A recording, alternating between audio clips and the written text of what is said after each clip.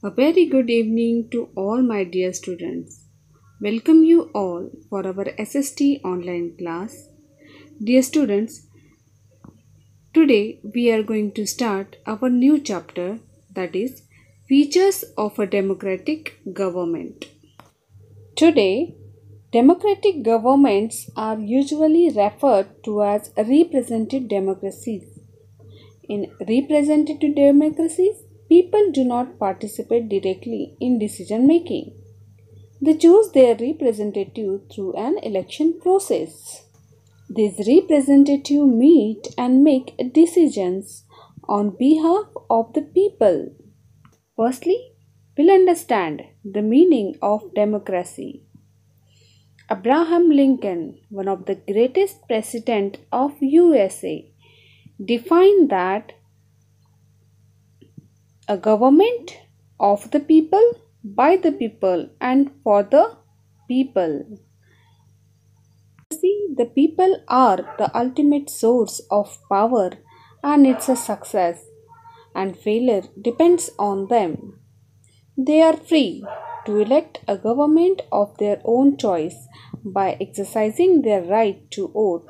They elect their leaders at regular intervals to form the government.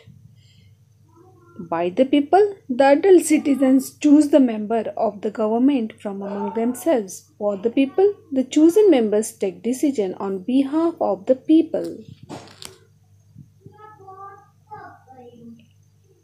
Important features of democratic government. First, participation. The people participate in making laws through their elected representatives. Participation of people is very important.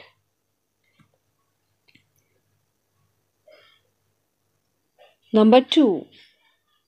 The government is elected for a fixed period of time. Governments are elected for a period of 5 years.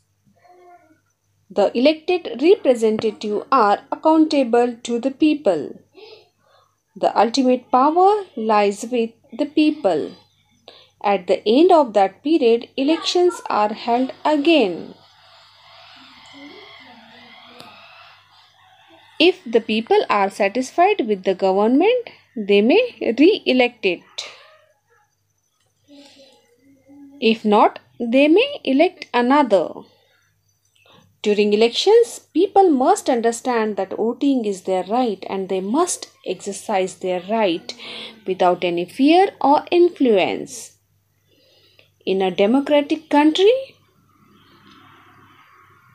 even today, many people do not think it to be worthwhile going to the polling station to cast their vote.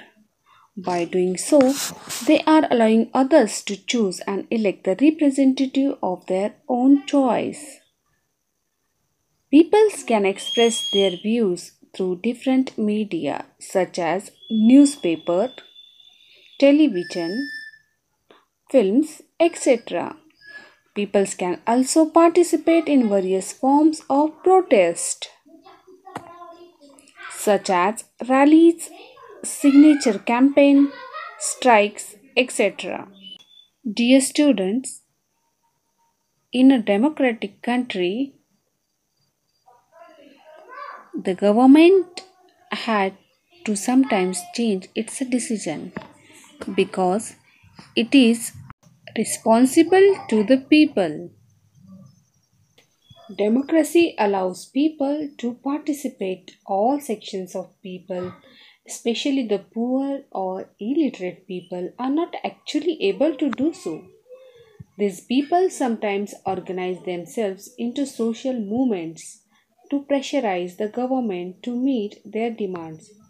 Members of the minority community, women, Dalits, Adivasis, etc., often participate in this way. Success and failure of a democracy depends on its people. If people are alert and take interest in what the government is doing, the country will have a strong democracy. Think and learn. If you see a dharna or a strike taking place Find out what is about and why are the people protesting. After knowing the reason, think, are they right in protesting or not? Our next point, freedom. No democracy without freedom. Freedom here means freedom of speech and expression, freedom to practice the religion of one's choice, freedom to do any job, and this freedom can be exercised without breaking any law or harming others. Our next point, equality and justice.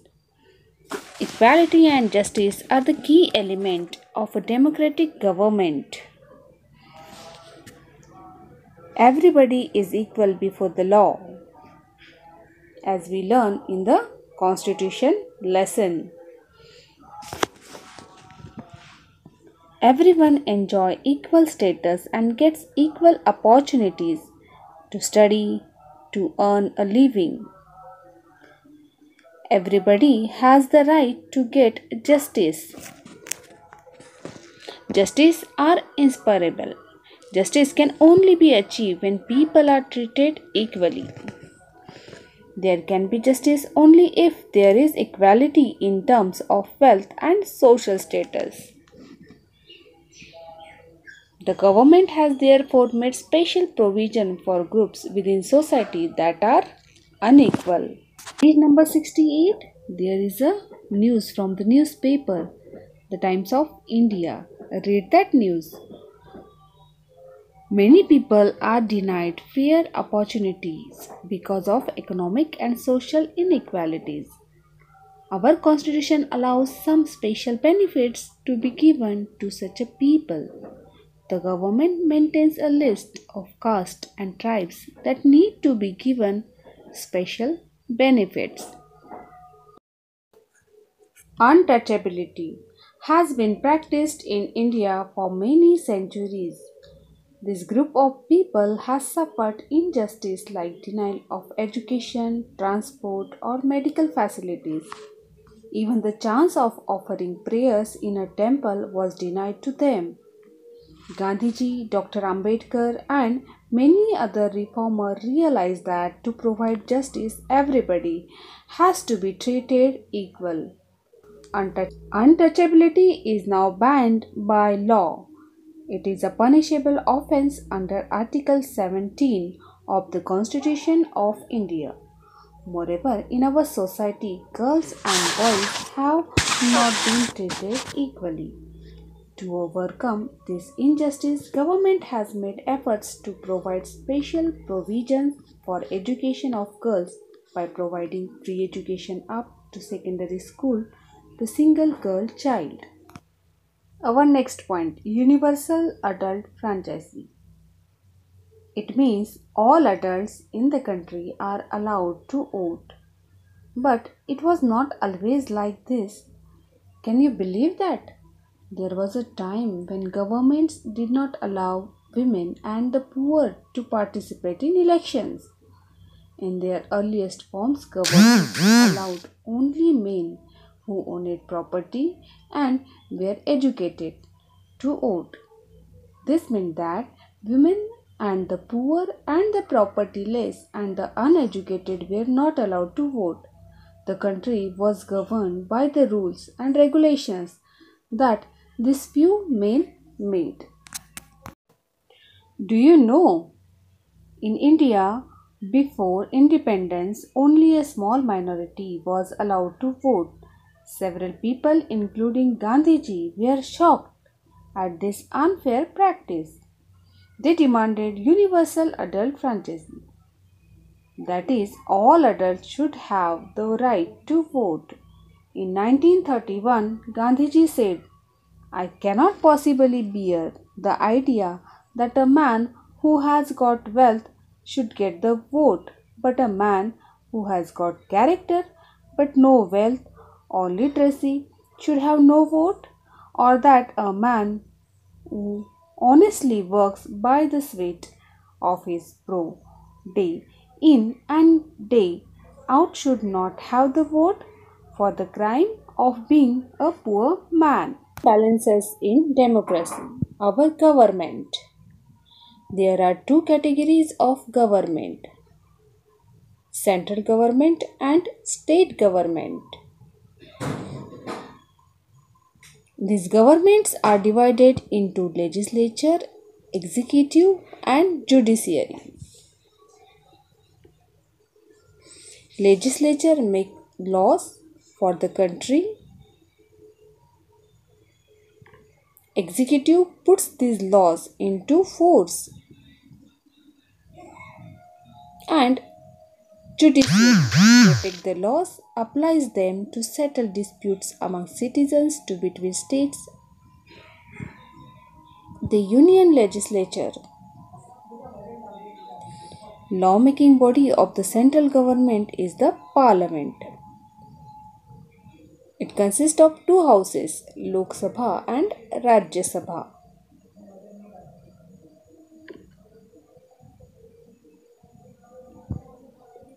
There can be maximum of 552 members in the Lok Sabha,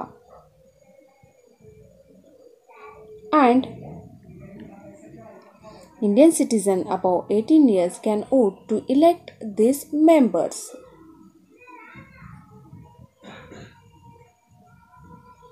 Rajya Sabha is the upper house of the parliament. There can be maximum of 250 members in the Rajya Sabha. And legislative assemblies elect Rajya Sabha members, and 12 members are nominated by the President of India. The members of the Rajya Sabha are elected for 6 years. Checks and balances in a democracy. The system of checks and balances in a democracy makes sure that political power is not concentrated in the hands of a few individuals or any one organ of government.